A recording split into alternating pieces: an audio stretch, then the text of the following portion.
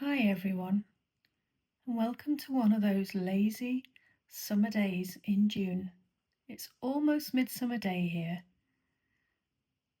and it's sunny outside. And I've just come in for a moment away from the sun because it was getting just a little bit too warm for my liking. Anyway, today I'm going to show you how I made some felt bootees and just talk a little bit about how felting has helped me with my anxiety.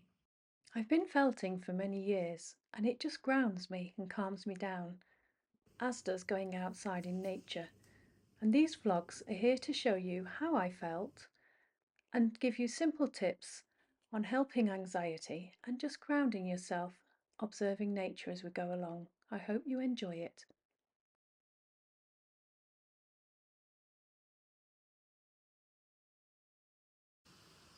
Hi everyone, and welcome to my vlog, Debra's Felt Studio. And I'm lucky enough this morning to be here in my garden, just enjoying some nature.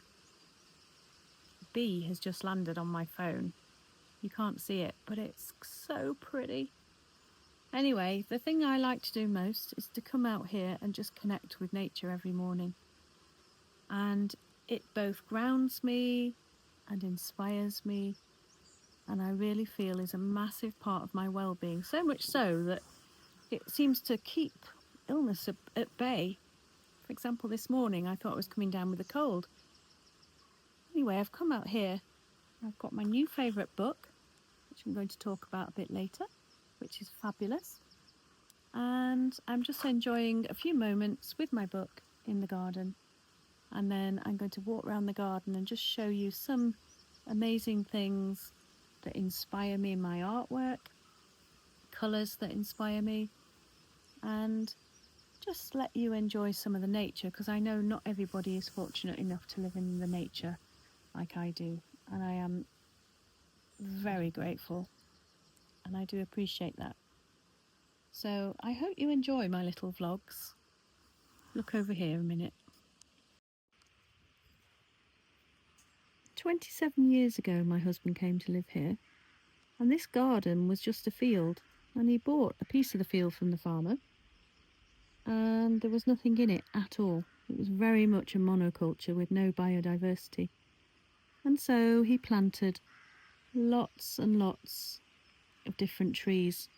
Wow, look at all those rooks flying over. We've got lots of rookeries around here, so yeah, these are all the young just having flying lessons from their mum and dad. So cute. Anyway, back to the garden. We just planted a few native species, which I'll show you. And then everything has just self-seeded and flourished. It's our little part of Eden, and it's our little nature reserve. It's full of pollinators, and it's full of birds' nests at the moment. I'll come down one morning so you can hear the dawn chorus. It is so loud, but at the moment it's around 4:30 a.m, so you've got to be up early. So yes, just feeling incredibly grateful to be alive and to have these moments. So grab yourself a cuppa, and you can see me later on making some felt bootees for my friend's new baby. And I'll also show you some felting treasures and some felting advice. So if that's what you're after, a little bit of slow living, a little bit of awe in nature. And did you know that having moments of awe in your life flood your brain with oxytocin? And it just makes you feel so alive. So don't stop gazing up at the world from wherever your perspective lies and stopping to look at nature. It is so healing and restorative. So enjoy. See you soon.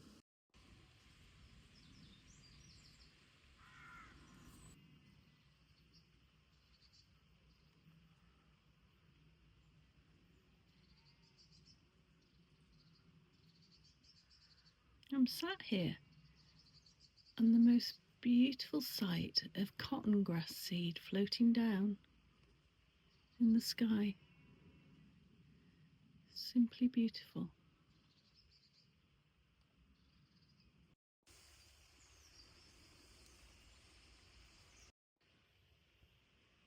And the cows are sleeping, chilling. It's almost midsummer, and the energy is lush, potent, but also super chilled. Can you see those puffs of seed floating down? They're mesmerising. On a summer's day, take the time to stop and stare. It's so chilling.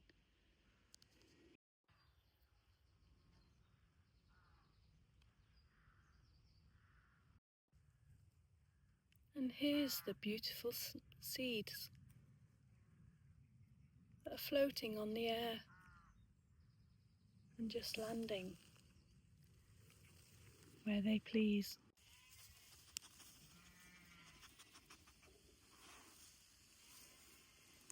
Hello, beautiful. Do you want to go and run in the grass, S?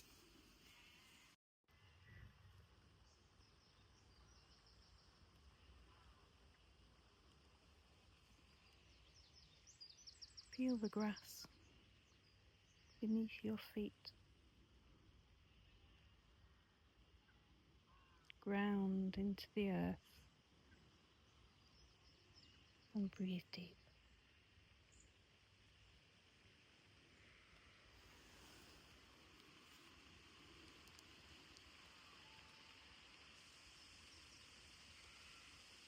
Listen to the rustle of the leaves.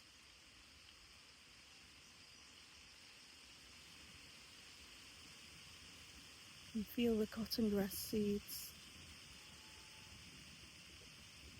floating on the breeze, carrying with them new life, new beginnings, the randomness of nature.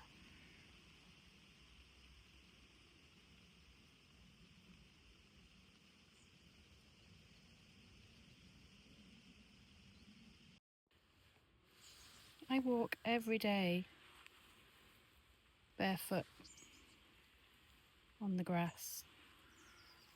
It grounds me, it attunes me to the environment and to the weather.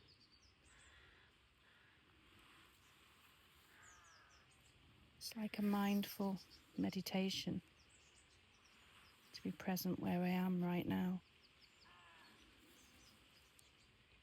to feel every sensation, sound, heat, dampness, gratitude. Gratitude for being alive now.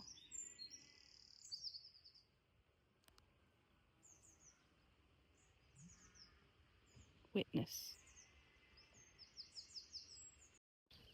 I don't know if I told you Essie's story, but she's a rescue dog, and she came from the mountains in Sicily as a tiny abandoned puppy. A friend of mine brought her home to the UK, and she loves it here, especially on these sunny summer days. She's a little more reticent to go outside when it's cold and rainy, but hey, that's most of us. Come on! Come on! What have you found?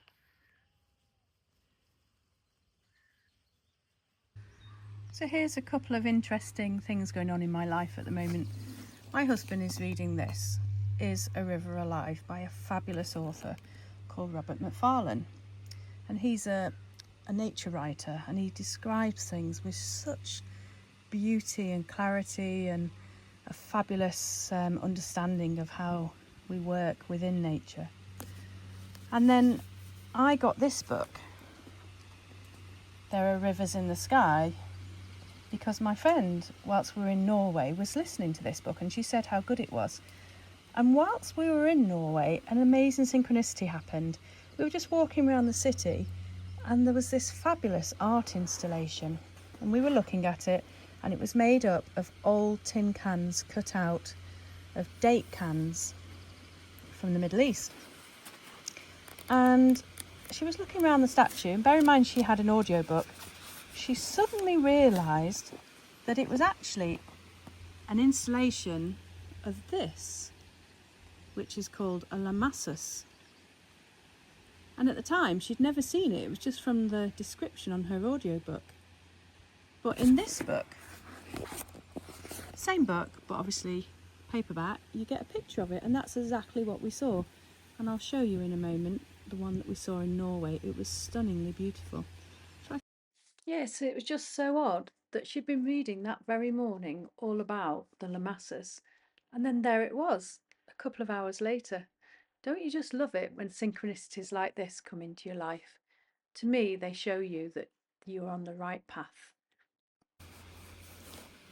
But in reading these books, it occurred to me how similar they were in terms of their contents, all about a river. And then lo and behold, if you go into where the writers are talking about the book, here's one by Elif Shafak, the author of the book I'm reading. She's talking about Macfarlane's book. And then inside Elif's book, we have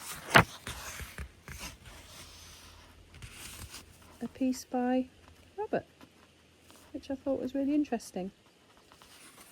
So they're both equally great reads, and particularly of great importance at the moment. I love rivers, and I'm always going down for a swim in our local river. So I'm going to pop some video in and show you that later. But I'm just going to continue my book for an hour in this summer sunshine. See you later. I love coming out into the garden for inspiration, for patterns. Everywhere I look, different shapes. It's a stopping and staring, simply noticing. It's a meditation in itself.